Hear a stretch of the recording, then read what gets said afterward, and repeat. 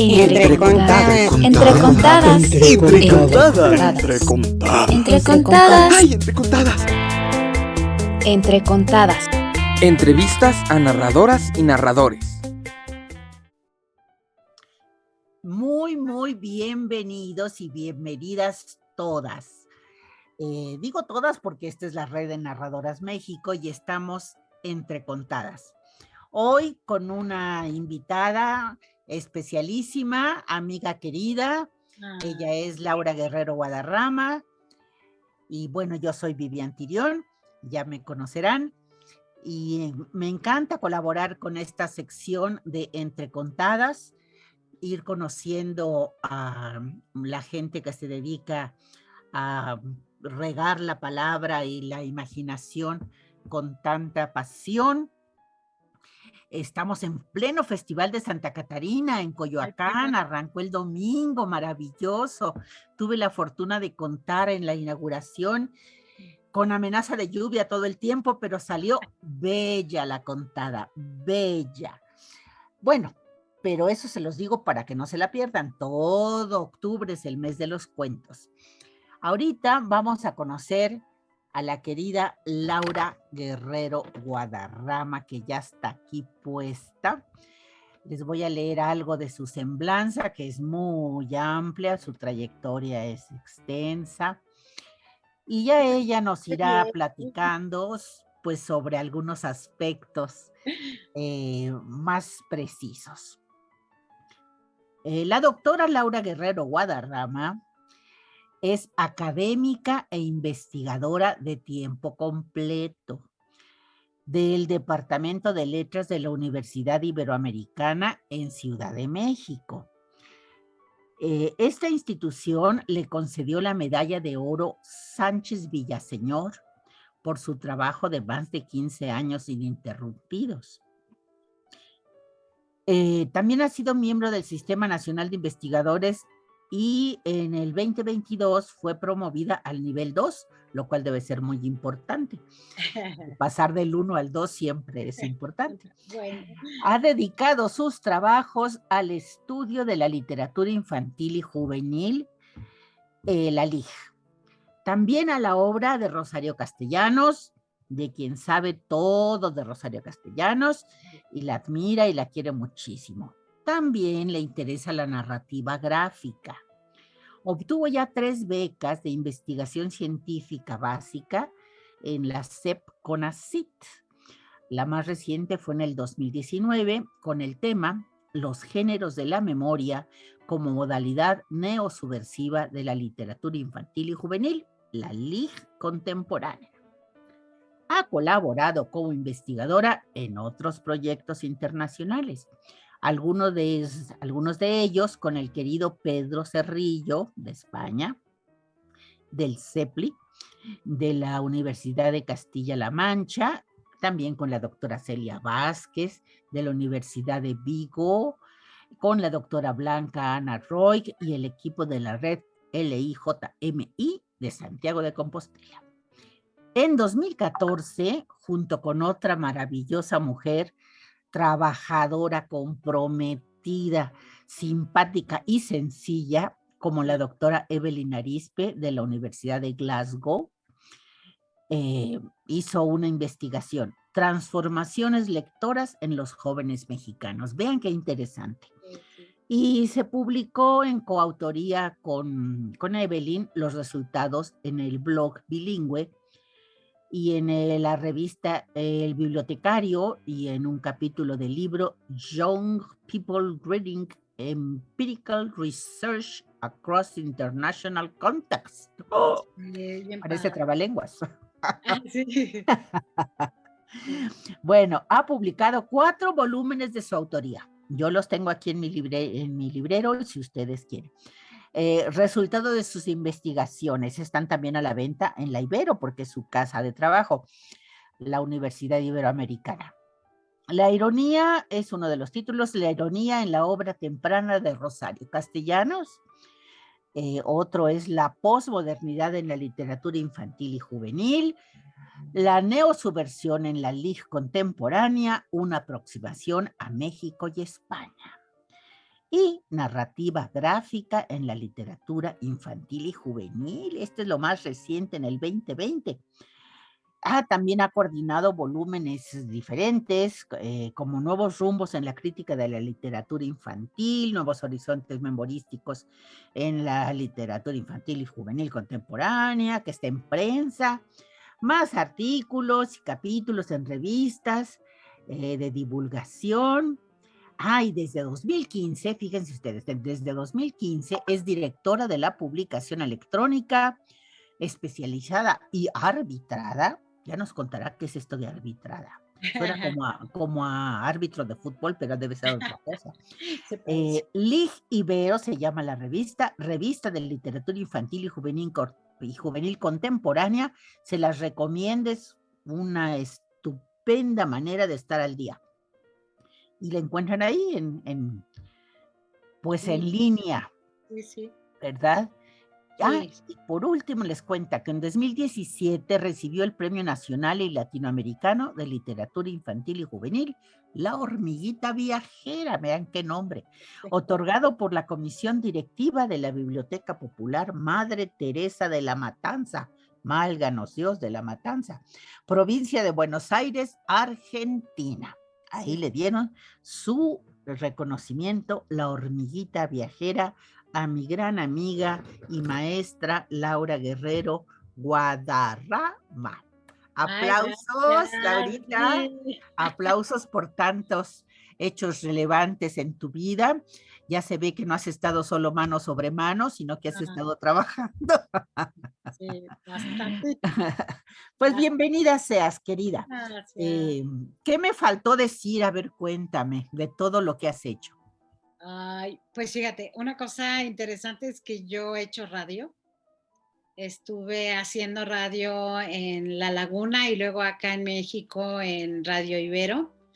Y tenía un programa que se llamaba Al final del arco iris, que era un programa para niños y niñas que duraba 1 hora. Y con ese programa gané un premio iberoamericano de producción radiofónica. Eso no lo sabía, sí. No tanto sabía. En el Ultra 4 gané ese premio. En aquella época yo era narradora oral del taller de narrativa oral de La Laguna. Entonces, pues invitaba a mis compañeros y compañeras y era... Hace cuenta, la primera parte era una dramatización de un cuento que o escribía yo, así nació El grillo torero y El elefante baterista, o adaptaba de algún compañero una historia, y la segunda parte era un narrador oral con público infantil en el set. Entonces era súper divertido, me la pasaba muy bien, y te digo, pues nos dieron ese reconocimiento a la calidad de la producción. Y otra cosa Perdón, ¿tú eres nacida en Torreón? No, fíjate que no. Yo nací en la Ciudad de México y muy curioso porque nací en un hospital que era como de esos hospitales de la época muy reconocidos, ¿no? El de Santa Teresita. Pero mi familia vivía en La Merced, ¿me entiendes? O sea, mi mamá tenía su papelería enfrente del Cinema Soledad y mi papá tenía sus puestos de cachuchas en el mercado de Mixcalco. Entonces yo estudié en la primaria Gabino Barreda, por ejemplo, que es un nombre emblemático de un gran pedagogo mexicano, de un gran pensador, positivista, pero así era a su tiempo, así le tocó. Y luego fui a la secundaria 6, que estaba en San Ildefonso, que era una de las secundarias más importantes de México. Claro. Y donde me dieron una formación que yo agradecí y agradeceré siempre, muy estricta y excelente. Entonces, digamos que yo crecí y me forjé en La Merced. Entonces, de alguna manera, siento un gran cariño por ese espacio, por ese lugar. Mi mamacita tenía su papelería enfrente del Cinema Soledad. Y entonces ahí yo conocí pues una pléyade de personalidades diferentes, ¿no? Incluyendo pues a las personas que pues no sé cómo llamar, que se dedicaban al sexo servicio. A las sexoservidoras de La Merced. Y que eran un encanto de mujeres, un encanto de Claro. mujeres con sus hijos adorados. Y yo me recuerdo muy bien que mi mamá ponía digamos, una cosa allí para enseñar juguetes a la entrada de la papelería, porque también vendía juguetes. Y yo me robaba juguetes, ¿sabes? Hágase cuenta, agarraba las figuritas de plástico y me los escondía. Y corría a enfrente, porque allí estaba un hotelucho donde vivían muchas de ellas con sus hijos, y se los regalaba. Entonces las empleadas me acusaban, señora, señora, que ya otra vez la niña se ha robado. Ay, Dios mío, la niña. Y entonces mi mamá pues se reía mucho, pero ella era peor que yo, era mucho peor, porque ella tenía la consigna de que a las señoras, cuando era la época de ir a la escuela de los niños, les regalaba los útiles. Entonces venían algunas de las señoras y ella les surtía los útiles, igual que con el policía de la cuadra, que también traía sus listas y mi mamá surtía los útiles. O sea que ella era Bueno, súper peorcísima que yo, porque ella también bueno. tenía Qué esa... bonitos, qué bonitos recuerdos de infancia, Laura. Y Y bueno, pues todo eso se vive y se queda en uno, ¿no? Entonces, totalmente, es esa total. manera de ser, esa forma magnánima de relacionarte con la gente, la sencillez, todo eso lo viviste No, directamente, totalmente. Y luego mi papá que contaba cuentos todas las imagínate. semanas, haz de cuenta, en la cama matrimonial, esa grande, todos los 5 hijos y la esposa. Pero Y mi oye, papá contaba cuentos y nos esa dejaba es con una dicha y una fortuna. sí, nos dejaba con la enigma, haz de cuenta, te dejaba el enigma del viernes. Si el siguiente viernes no te acordabas en qué había terminado o en qué se había quedado el cuento, no seguía contando. Ah, Entonces con tenía, condiciones. sí, sí. Entonces todos nos teníamos que estar acordando, ¿qué quedó? ¿En qué quedó? Porque a veces se nos cerraban los ojitos, nos dormíamos, entonces los mayores nos soplaban a los chiquitos en qué había Claro, quedado qué la historia. bonito. Pero de alguna manera, fíjate que eso te hace estar en donde estás, Laura. Yo La creo que palabra, la oralidad, la literatura, pues bueno, uno acaba haciendo eso.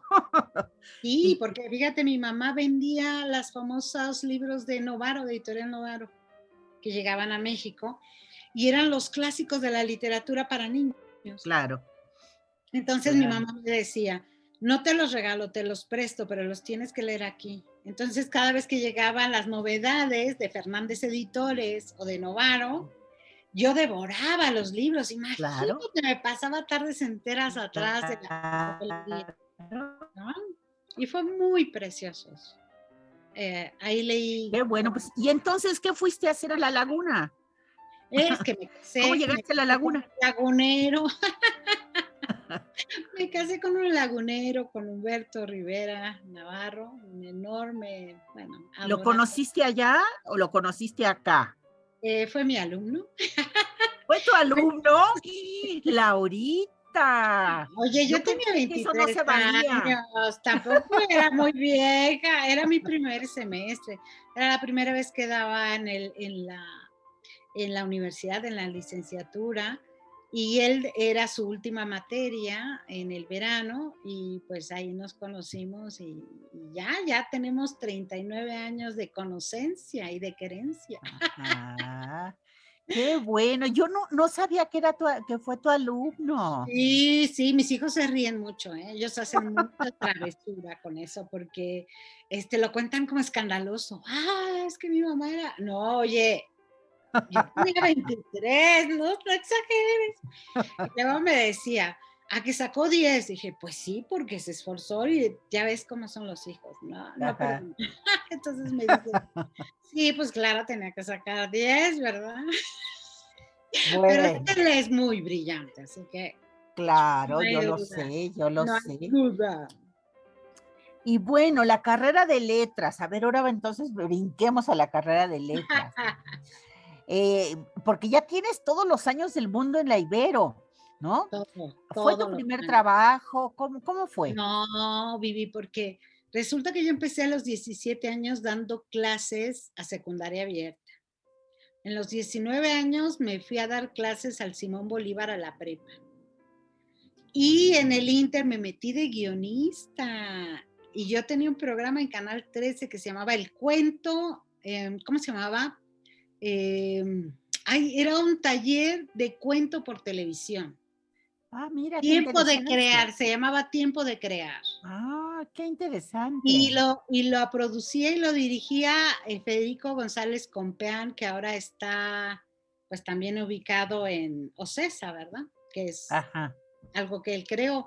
Era Ah, su primer programa de televisión, él estaba recién salido de la carrera de la UAM de comunicación y era mi primera experiencia yo sola como guionista con un programa que yo había inventado, porque antes había hecho televisión educativa en la SEP, ¿no? En televisión educativa por allá por la colonia Morelos, había hecho muchos programas, más de 200 guiones para qué televisión. cosa. Claro, porque eran para la secundaria, entonces hacía guiones, 8 guiones a la semana hacía. Ah, Entonces, de ahí ganó un premio como guionista con la biografía de Rosario Castellanos, un premio de guionismo de la RTC, y me conoce Federico, su novia de aquel momento, Marta, me presenta con él y hacemos el proyecto para el Canal 13.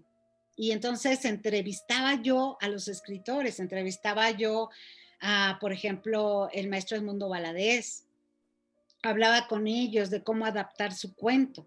Y claro. luego hacía la adaptación y ponía a un estelar, a una escritora o escritora estelar, y a un joven o una chica, un joven creador.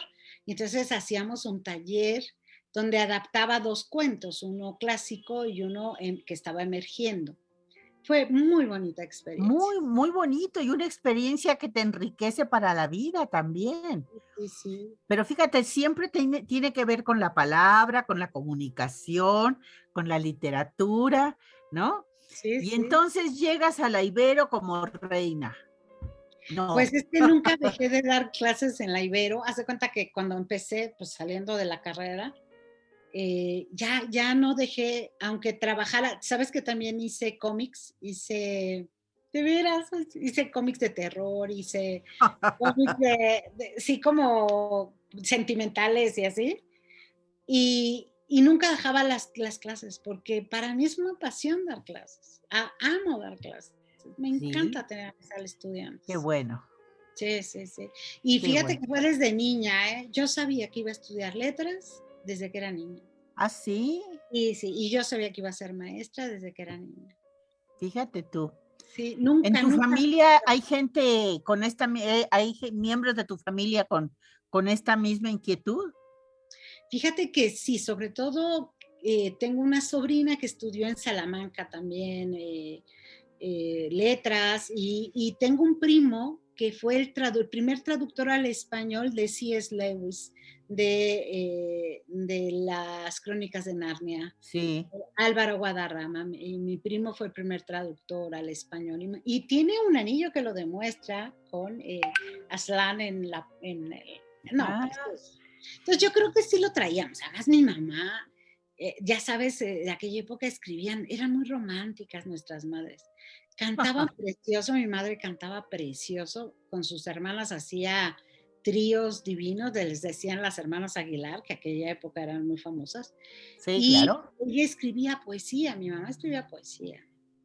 Nada más Pues que le todo eso crea una atmósfera muy interesante y muy contagiosa, ¿no? contagiosa, sí. Entre el Contagiosa. cuentista y la poeta, entre el narrador oral que era mi padre y la poeta, pues sí. Claro, claro, pues algo se te pegó y mucho, ¿no?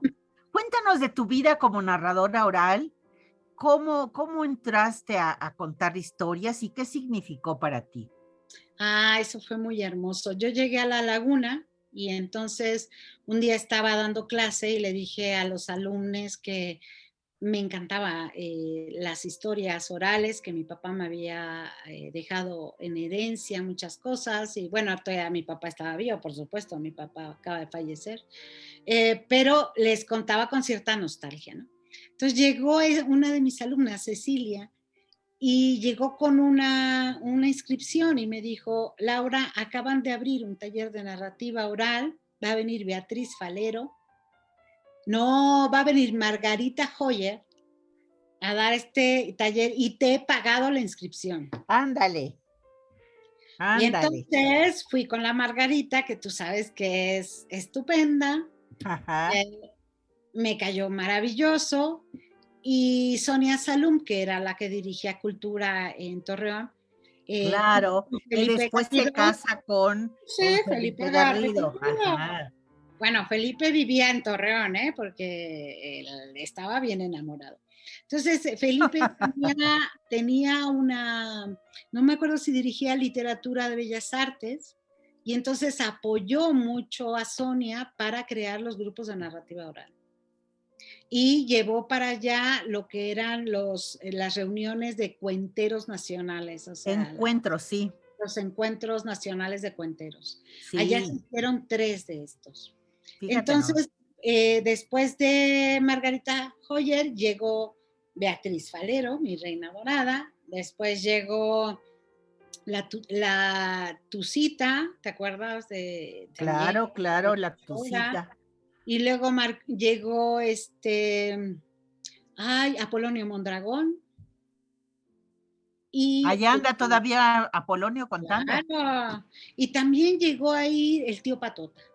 el tío Patota, Ajá. también. Y entonces hicimos un grupo de narración oral que contábamos todos los martes en la Alameda de Torreón y los jueves en un parque de Gómez Palacios. Y fue muy bonito porque era un grupo que lo mismo contaba en la calle que contaba en los teatros. Y nos Sí, pagaron para ir a la fila a Guadalajara, contrataron a Rogelio Luévano, que era un enorme director de teatro que trabajó después con Luis, ¿cómo se llama? Bueno, un directorazo, que fueron colaboradores, y Rogelio Luévano nos preparó para presentar espectáculos allá. Y fue una experiencia muy interesante. Viajé a todas partes, como hacemos, ¿no? Que nos quedamos en claro. Yo me Piojito. acuerdo de Ena Galíndez, que era parte también de ese grupo, ¿no? Ena Galíndez sigue. De hecho, creo que van a hacer una feria de libro en Torreón y vi que aparece en el programa, cual me da mucho gusto, ¿no? Qué bueno, me da gusto. Ella fue mi Sí, alumna en la Ibero Laguna, porque yo di clases, yo estaba de profesora en Ibero Laguna. fíjate tú, fíjate Sí, tú. sí. ¿Y qué significó para ti contar historias públicamente, con otros y para otros? Fíjate que nada más un ejemplito, en Morelia, en Navidad nos reuníamos todos en aquella época, y fue mi abuelita Martina Correa Bucio, que contaba historias. Y fue mi papá Gregorio Guerrero Correa, que contaba historias. Y fui yo, Laura Guerrero Guadarrama, que contaba historias. Entonces los 3 en una Navidad estuvimos contando toda la noche historias frente a una fogata. Mm, Fue frente a una chimenea. Fue impresionante, ¿no? Mi claro. abuelita sentada contando sus historias, muchas veces de corte religioso, pero otras veces de los aparecidos o muertos, que le encantaban las historias de los tesoros que se descubrían. Bueno, los transcribí, unas historias preciosas. Y mi papá contando esas historias que le contaba su tío Domingo, porque a mi papá no le gustaban las historias de mi abuelita porque eran de miedo. Mi papá era un hombre muy feliz, o no feliz en el sentido peyorativo, sino un hombre positivo. Entonces él contaba historias de lucha, de esfuerzo, de bondad, ¿me De entiendes? superación. Ándale. Y luego llegaba yo y contaba los cuentos más recientes, los mismos cuentos que yo escribía en aquella época. Y entonces esa vez fue precioso, precioso para mí. Porque claro, ellos tienen sus maneras de contar y yo llegaba ya con una forma distinta de narrar, ¿no? La forma Claro. que había aprendido en los talleres, porque incluso habíamos tenido talleres de expresión corporal, ¿Cuántas veces ensayamos frente a un espejo, frente a personas? O sea, no éramos improvisados, tampoco veníamos de una tradición en el sentido de que solo con la palabra y sentada y tal, no, era el cuerpo, la performata, Ya más escénicamente, digamos. exacto, el acto performativo, ¿no? Entonces, sobrinos estaban encantados, ¿no? De que tuvieran así como 3 muestras de diferentes formas de expresar. Imagínate tú. Oye, ¿y recuerdas alguna anécdota de ese tiempo o no? Mira, haz de cuenta que hay una historia que mi papá contaba que se llama Dios se lo pague. ¿M? Entonces mi papacito la contaba de una manera y yo la transcribí, o sea, la fijé para conservarla y le cambié el final. Entonces un día, bueno, en esas épocas que te cuento, cuando contábamos todos, mi abuelita escuchó mi historia, ya mi papá no lo contó sino yo, y luego escuché que la contaba ella, pero ya la contaba con mi papá de protagonista. En lugar de ser el ranchero generoso, Ujú. trabajador, etcétera, era mi papá trabajador, dedicado, al que Ajá. se, ¿me entiendes? Al que Dios, y, o sea, Sí. wow, dije, Lo hizo protagonista de la historia. esto es, dije, el poder del cuento, ¿no? Y mis sobrinos así, maravillados de que mi papá, todo lo que había hecho mi papá, ¿no? Era Claro, el protagonista claro. de una gran historia, ¿no? Qué bonita historia, Sí, qué sí. bonita historia. Pues sí, los personajes entran y salen de las historias. Ad libitum. Sí, totalmente. Oye, Laurita, vamos a hablar un poquito del congreso que tenemos en Ay, sí. puerta, pero antes de eso hablemos Muy de la bien. oralidad hoy. Ujú. Mira, yo creo que en este momento es muy importante volver a recordar aquellas cosas que decía Walter Benjamin sobre el narrador. ¿Te acuerdas de ese ensayo tan bonito que él escribe a propósito de un narrador ruso, pero en el que él intercala su noción de la experiencia, acerca del valor de la experiencia en el conocimiento y en la vida humana? Y entonces él pone en el centro la figura del narrador oral, ¿no? De Ujú. esa persona que detenta la sabiduría del pueblo, ¿no? Que de alguna manera cuando narra también comunica a quien escucha los puntos claves de la comunión, de la comunicación, de la vivencia en comunidad, ¿no? Claro. Entonces, este ensayo nos sigue tocando porque habla de la pérdida de la experiencia, de cómo nos estamos, en aquel momento era un momento en que comenzaba la prensa, la información, las novelas, y se alejaba la gente de las voces narradoras del pasado.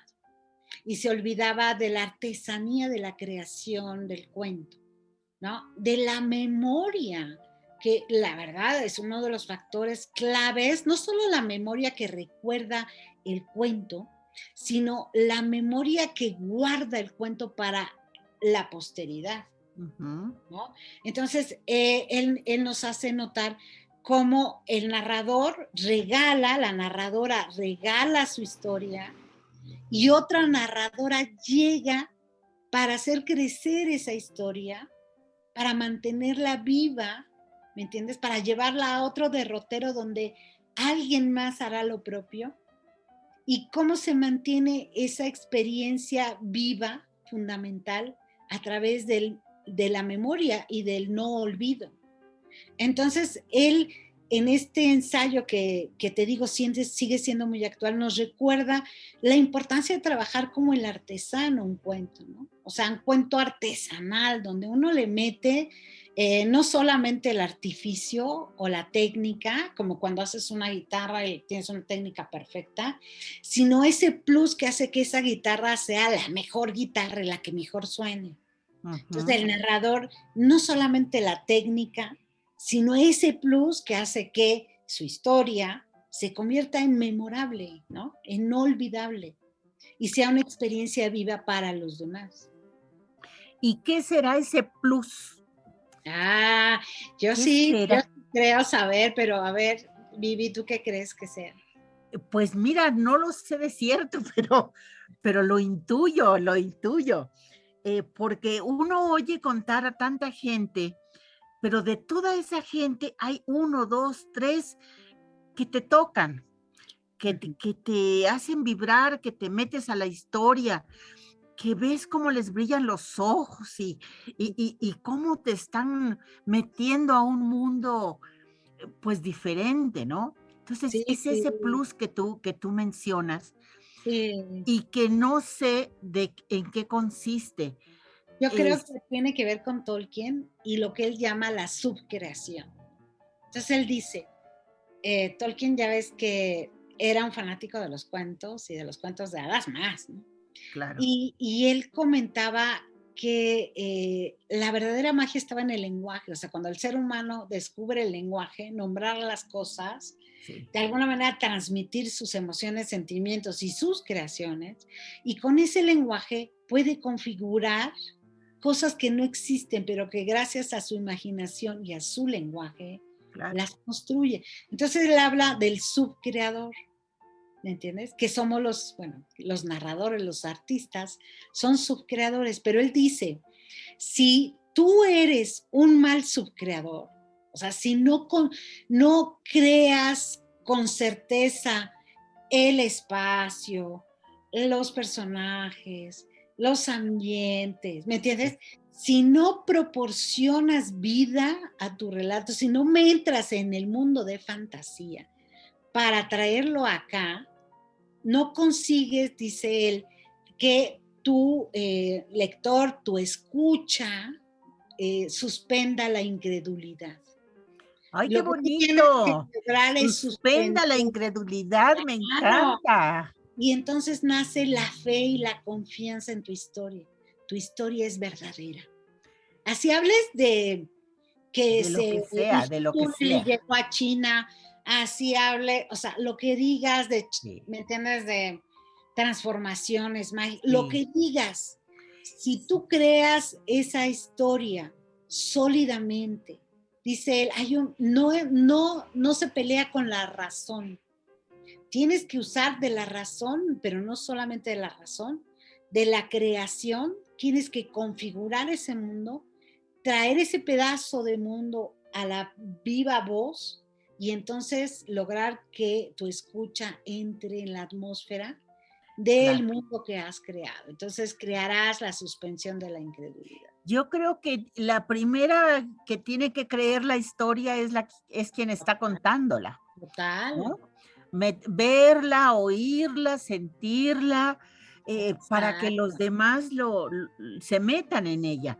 Me pasó el domingo, te digo, la experiencia fue maravillosa. Qué bonito. La gente pudo meterse a mi historia, yo los veía parados a mi alrededor con los ojos así, pendientes de lo que yo les decía y reaccionando, ¿no? Claro. Riéndose y contestando y participando. Es muy bonita esa interacción y como dice Garzón Céspedes, el creador de la narración oral escénica, es una creación conjunta. Hay que Totalmente. procurar la co-creación y que no hay nada que una más a los humanos que crear juntos. Sí, porque lo que pasa con el receptor es que reacciona a tu creación y con esa reacción estimula tu creación. O sea, de Sí, y alguna además manera como que te es señala, contagioso, si uno se mete, en claro, otros también se mete, ¿no? te Se hace señala la ruta para que un tú acto continúes. común, comunitario, solidario. Sí, pero esa magia no está tan fácil de encontrar. Pero bueno, existe. Sí, lo que señalaba Tolkien, que me parece muy interesante, es que como que hay un cuento de él que se llama Hoja de Nigle. Hoja de Nigle es un artista, Nigle es un artista visual, es un artista, un dibujante, un pintor, que quiere crear el árbol perfecto, pero tiene un vecino que siempre lo molesta y Mm, siempre le quita el material con el que va a trabajar. que porque tiene una fuga de agua, que porque siempre llega a interrumpirlo y a quitarle lo que tiene para trabajar. Al final, o sea, lo que hace Migle es solo una hoja, pero es una hoja perfecta, absolutamente perfecta. Esa hoja representa todo el árbol Ujú. y muestra su capacidad de creación. Entonces, es como señalar, no hay nada o sea, no hay nada tan pequeño que no valga la pena trabajarlo, Claro, ¿no?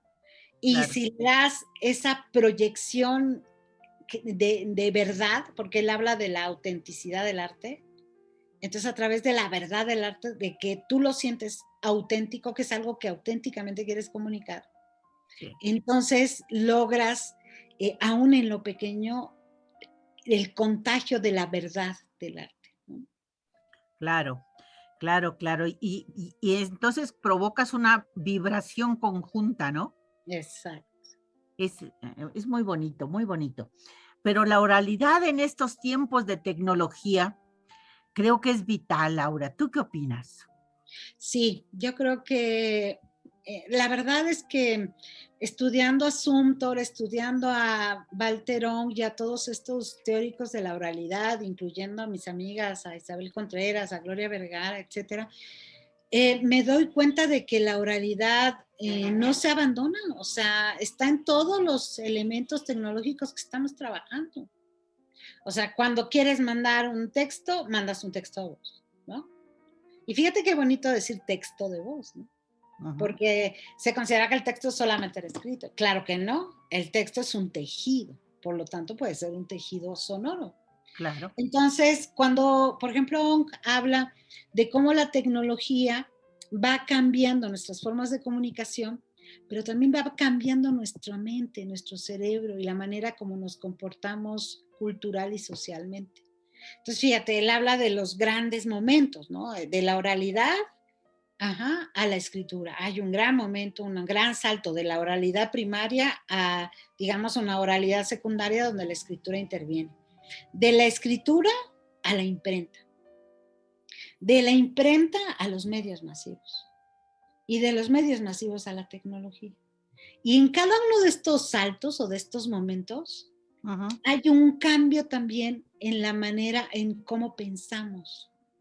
Entonces, si te fijas ahora, por ejemplo, pensamos hipertextualmente. O sea, búscame esto, ya se me olvidó, búscamelo. Y entonces vas a la tecnología para buscar el nombre de un artista, un cuento Ujú. que ya se te olvidó, ¿me entiendes? O sea, sabes que allí tienes una memoria a la que puedes acudir, ¿no? Pero también, aparte de este proceso hipertextual, ¿no? Que tu mente ya está pensando en él, también te das cuenta de cómo las oralidades se van apropiando en algo que pudiera, que mucha gente llama remediación, que es simular, ¿no? Entonces, simulas, por ejemplo, la expresión oral viva en la grabación.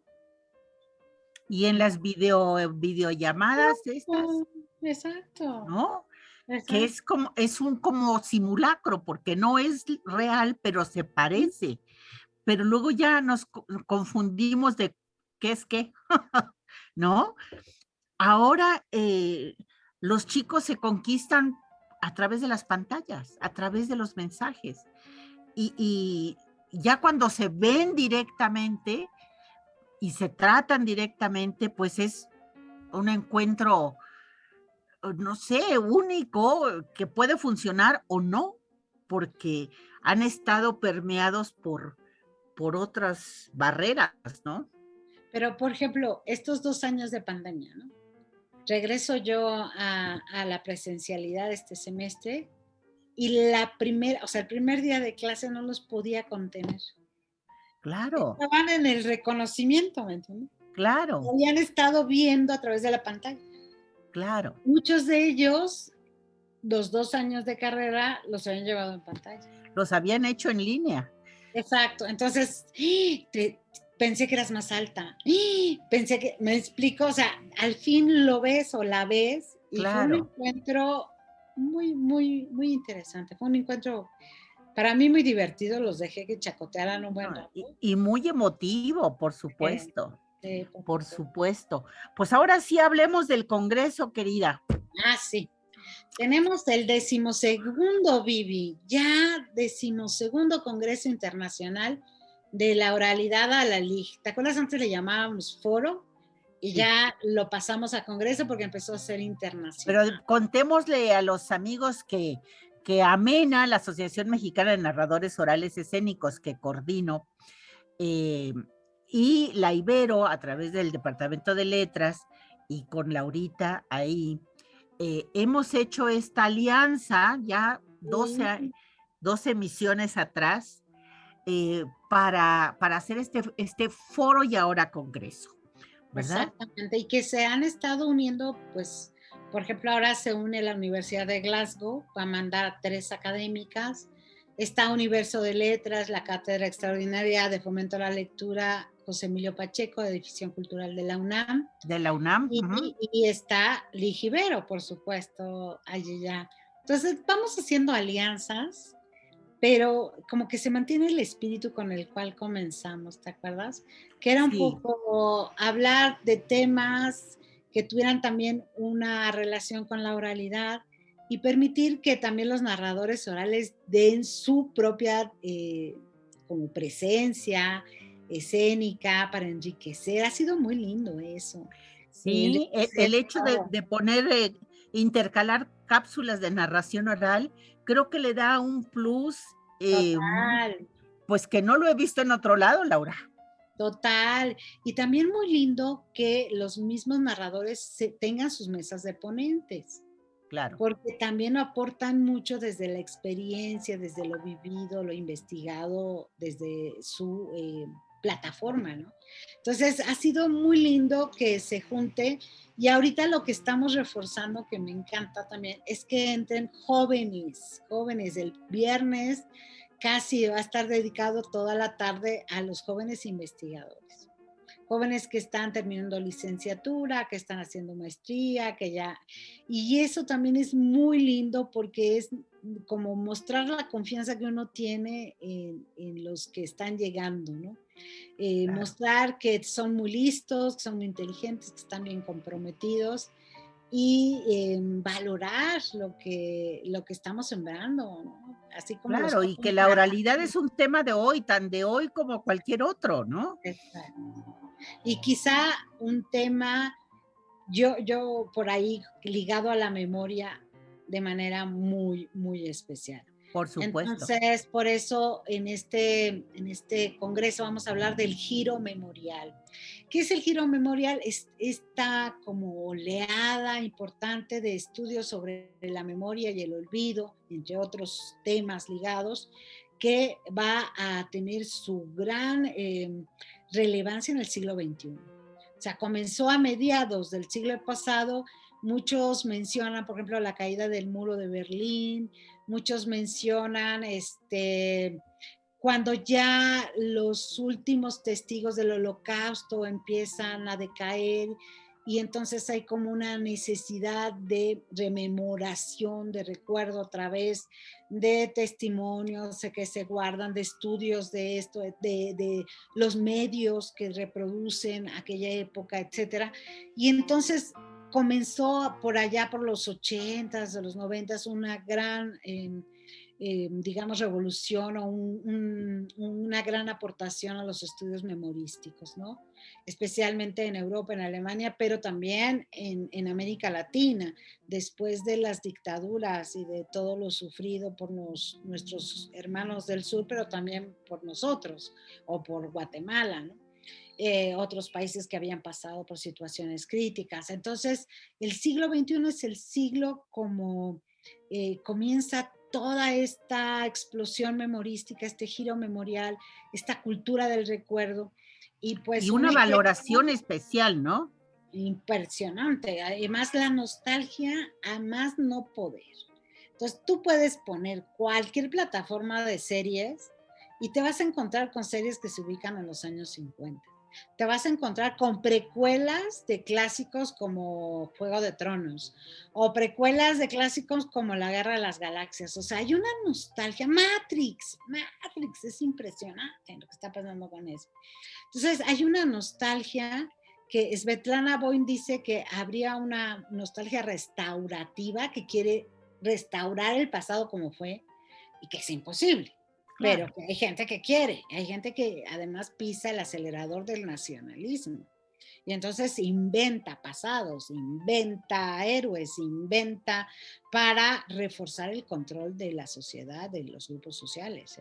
O la otra nostalgia que ella menciona no es la restaurativa, sino la reflexiva. Aquella que lo que quiere hacer es ver ¿La qué? pasado, la reflexiva.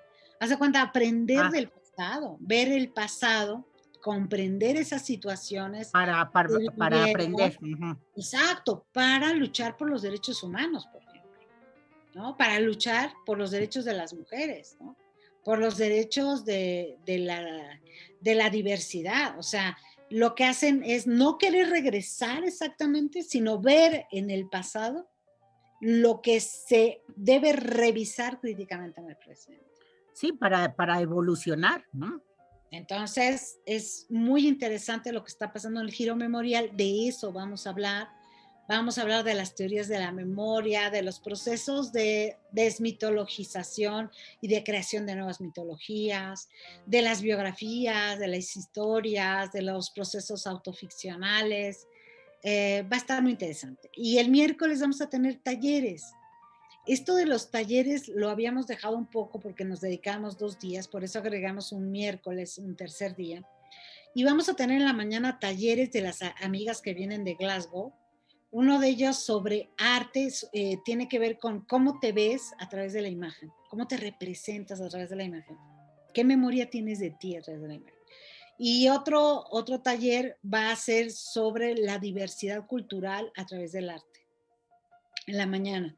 Y en la tarde comienza Evelyn con una reflexión sobre cómo se premian a los ilustradores en el Hans Christian Andersen. O sea, qué los criterios, digamos. Contemporáneos, qué contemporaneidad visual estamos premiando, ¿no?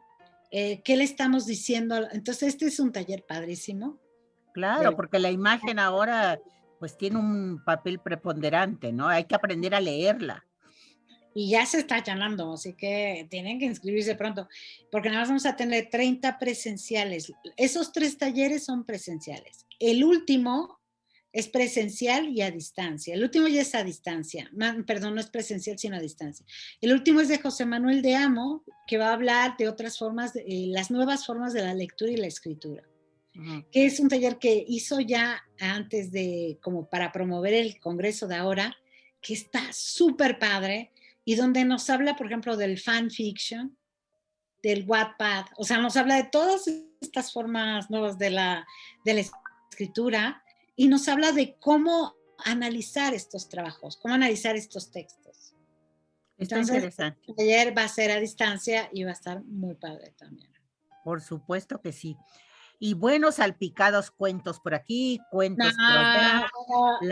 En el programa ya del jueves tenemos muchas cosas lindas de cuentos. Claro, y tenemos la mesa de narración oral, que también vamos a profundizar en algunos aspectos de este arte viejo, pero siempre nuevo, de contarnos los unos a los otros. Y el viernesito ya tenemos nuestra clausura con el espectáculo precioso de Alma Rosa y Ricardo Lozada. Y la clausura y el brindis, que no nos dejen solos, por favor, que tú vas a traer no. Yo voy a poner los canapés y necesitamos para quien se los coma, si no, entre tú y yo. Si no, tú y yo acabamos con ellos, imagínate. Pues una invitación a que se registren a los talleres y que se enteren de este congreso maravilloso de 3 días. Sucede cada 2 años, es bianual, entonces aprovechenlo, es gratuito, al nivel más alto que se puedan imaginar, mucha calidad y mucha calidez, calidad y calidez. Que se sientan en entonces, invitadísimos. ¿Cómo nos despedimos? Estoy Mande. escribiendo la dirección. La dirección es Congreso Sí. Ligibero, o sea, todo seguido, Congreso Ligibero, @gmail.com. Muy bien, Y Congreso inscríbanse Ligibero. pronto, porque acuérdense que con lo de la pandemia no podemos llenar el salón. Sí, Entonces, hay que no cupos les reducidos. pase. ¿Te acuerdas la vez pasada? La gente se puso triste porque ya no había espacio. Y No se empezaron cupieron, a escribir. entonces pues Exacto. hay que registrarse. Lo ponemos en el video, pues sí, lo Gracias. pongamos en todos lados para que la gente se anime y además la pasamos muy bien, las Y vamos a instalaciones de la regalar Ibero. libros. Y vamos a regalar libros, Vivi. Vamos a regalar libros, ¿dónde se ha visto eso? A ver, solamente En aquí, cada nuestro bolsita te congreso. regalan un libro. ¿Cómo se va a llamar ese libro que vamos a regalar? Bueno, está uno que es el de nuevos rumbos, nuevas memorias. Ay, perdón, está tan nuevo que se Sí. me olvidó. Pero también vamos a regalar cosas que yo he escrito. Vamos a regalar también el de Rosario Castellanos, el de La ironía en la hora temprana. Vamos a regalar el de Nuevos rumbos en la crítica de la literatura infantil y juvenil y vamos a regalar el de Memorias en la LIG. Yo quiero el de las memorias, por favor. Claro que sí. Estoy escribiendo sobre aspectos de mi azarosa vida. Esta. Mi azarosa vida. Ay, que ya es un poco larga. Bendito Dios. Oye, Laurita, vamos a hablar de ti un poquito más para ir cerrando ya. Sí. ¿Qué estás leyendo, por ejemplo? Hay tantas cosas. ¿Sabes que ahora estoy dando la materia de literatura mexicana? Tengo 20 años que no doy literatura mexicana. Ya tenía guardados mis libros de literatura mexicana. No sé, no me daban la materia y entonces de repente me la dan 20 años después. ¿Tienes que releer? ¡Qué bárbaro! He estudiado como... Y entonces ahorita estoy leyendo a una señora magnífica que se llama Elena Garro. Claro. Y estoy leyendo La Semana de Colores. Lo tengo, cuentos. Exacto. Y con La Semana de Colores, pues también estoy leyendo teoría crítica de Elena Garro y algo sobre el cuento contemporáneo, cuento punto 2 de Gabriela Valenzuela, y tejiendo un poco ideas entre uno y otro. Hay otro texto que lo tengo electrónico que es el de la teoría de Piglia acerca del cuento, la teoría contemporánea del cuento de Piglia, pues para tejer elementos y poder compartir con mis estudiantes los cuentos de Elena Garro. Me parece muy bien. Fíjate que el otro día un sobrino político me dijo que se había propuesto todo este año leer solo literatura escrita por mujeres. Wow. Lo cual me pareció un gesto pues muy, muy magnánimo de su parte e interesarse en qué están escribiendo las mujeres y cómo están escribiendo las mujeres, que pues debemos de saberlo. Hay un boom de literatura femenina con una calidad y con una modalidad de temas y de innovaciones maravillosa, ¿no? Fíjate que dirijo una tesis de Itzel Vargas que está trabajando a las dramaturgas mexicanas de la literatura, o sea, las dramaturgas para pequeñas audiencias, para públicos. Eso me interesa. No sabe, está haciendo una tesis doctoral impresionante. Y allí todo comenzó por un cariño que le tengo yo a Perla Schumacher y ella que le tiene a Suzanne Lebeau, que es una canadiense maravillosa. Y entonces de ahí empezó a tejer, bueno, Marilu Carrasco, autoras divinas que hacen unas obras y los temas que están tocando son temas muy relevantes de incidencia social, muy importantes.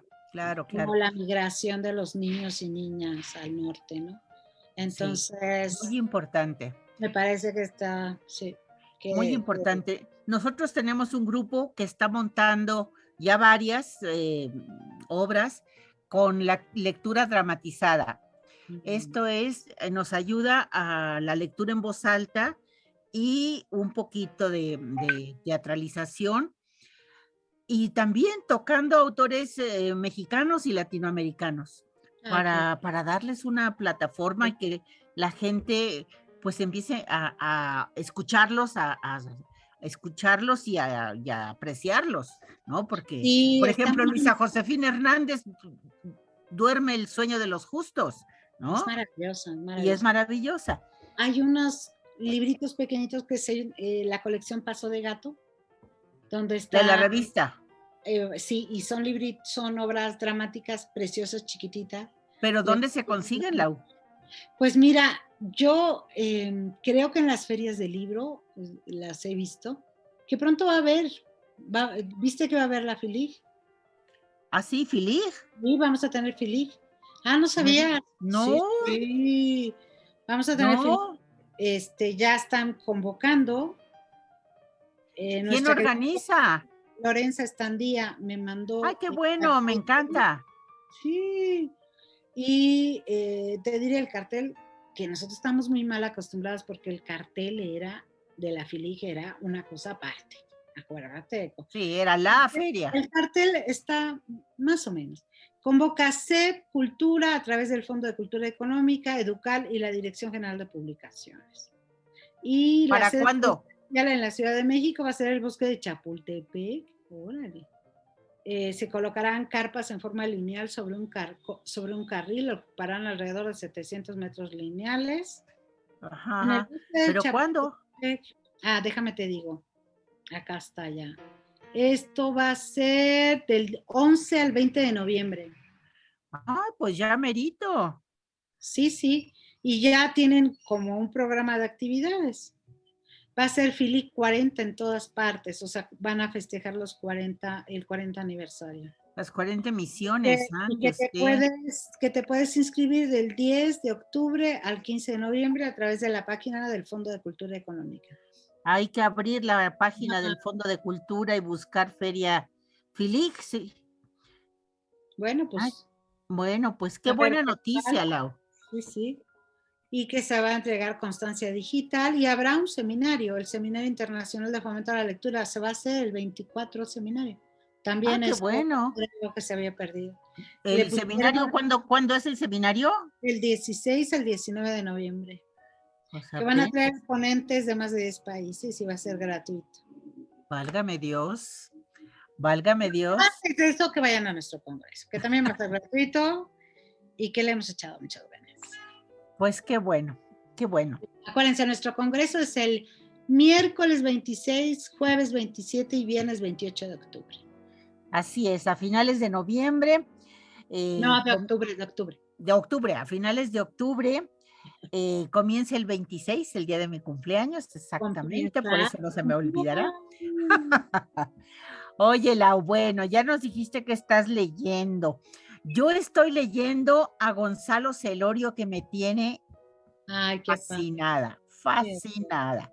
Con, esto te interesa, Mentideros de la Memoria. Wow, pues hay que buscarlo, lo voy a buscar.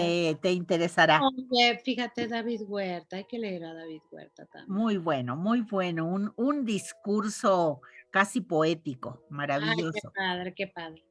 Don ¿Cómo Gonzalo dijiste que? Celorio, además guapo él, por si le faltara algo.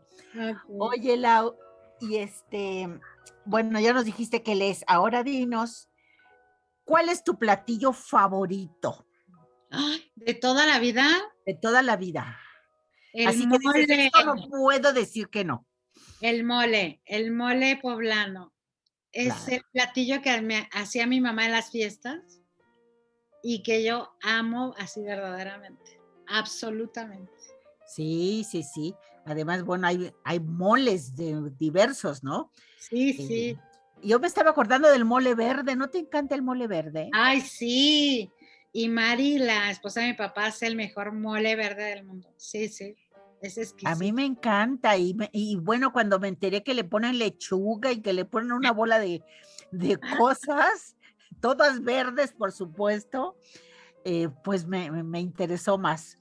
Ay, no, es un sabor muy exquisito. exquisito. Yo Sí, tenía un amigo, colombiano, Jairo Aníbal Niño, que cuando descubrió los moles de México, bueno, estaba enloquecido y se exacto. llevaba moles y moles para Colombia, Ay, ¿no? qué lindo. Es Es que un sí, platillo maravilloso. son geniales. El Bueno, pues mole de vamos a pepita. cerrar, Laurita, ya, porque ya es la hora. ¿Cómo quieres cerrar con algunas palabras, mensaje, algo que no te pregunté, alguna recomendación para los narradores y narradoras de hoy? Porque esto es entre contadas. Yo creo que el oficio de la narración, fíjate que ahorita que dijiste esto me acordé de algo que yo quería lograr como narradora. No sé si lo logré en mi momento, pero me acuerdo de haber escuchado a Heraclio Cepeda, un narrador extraordinario. Claro, Y en Guadalajara él fue a dar una conferencia y dijo que la palabra era como una almendra, ¿no? Y que entonces nosotros de alguna manera abríamos para que saliera a relucir la almendra que guardaba, ¿no? Que se depositaba. Y una cosa que me encantaba de lo que veía de él era la capacidad de crear, de improvisar en el momento. Claro, no es improvisación absoluta, viene de experiencia, viene de ideas que has tenido, ¿no? O sea, la improvisación absoluta no existe, pero daba la sensación de que era improvisación. Y yo decía, cuando yo pueda construir una historia original propia frente a un público que nunca hayan escuchado, eso será para mí, yo decía, que llegué a donde quería llegar, ¿no? Yo creo que eso es parte de lo que tú decías, ese plus que nos subyuga, ese plus que nos atrapa en la narración oral, que nos presenta mundos que no existían y que aparecen ante nosotros gracias al poder evocador y creador del artista. de la palabra y de nuestros lenguajes, por supuesto, ¿no? Todos, los lenguaje corporal, de, del afecto, Sí, de todo lo que pones allí, ¿no? Tu sí, sí, presencia. sí. Y de nuestro poder de comunicación, eso es básico, ¿no? Laurita, ha sido un gusto platicar contigo como siempre. Gracias. Entre contadas te agradece tu tiempo, tus palabras, tus saberes y nos vemos en el Congreso. Allí nos vemos. Adiós, Gracias. amigas, amigos, hasta la próxima. Soy Vivian Tirión y cuento cuentos. Red de Narradoras México.